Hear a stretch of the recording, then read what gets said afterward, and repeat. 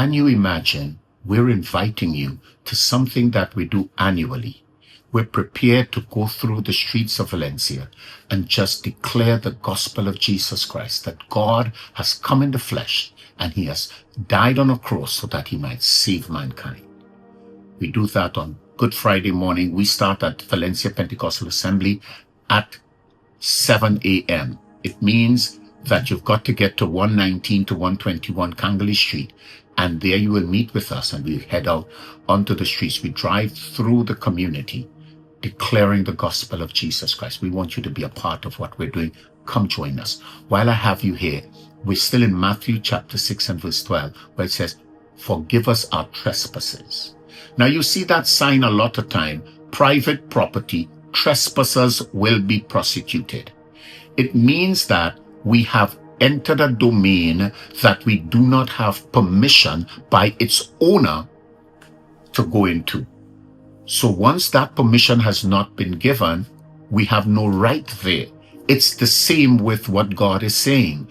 Forgive us our trespasses simply means we've gone and done and occupied and exercised areas of our lives that we did not have permission by our Maker to do. We've trespassed. We've gone into another territory.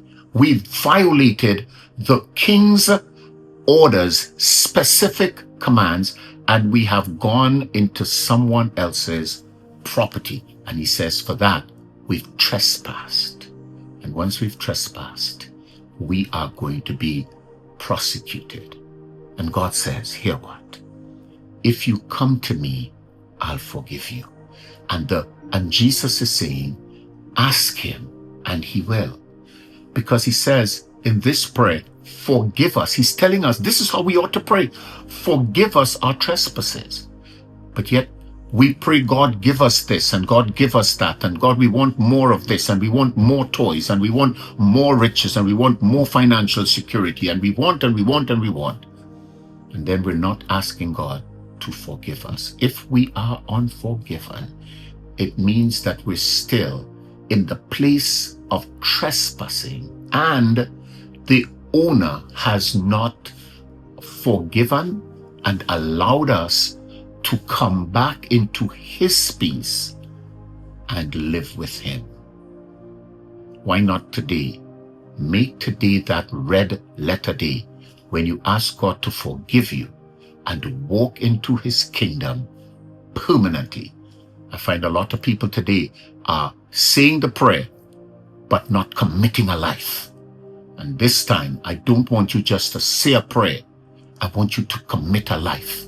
Otherwise, you're going to find out very, very soon or a little later that forgiveness is offered, but you've got to accept the forgiveness.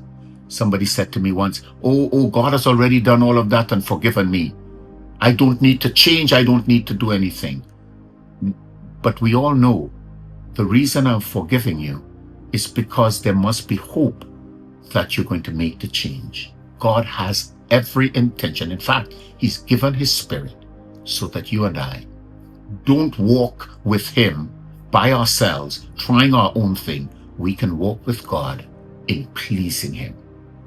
Come join us. Come see us. God is in this and he wants your life. Why not give it to him today?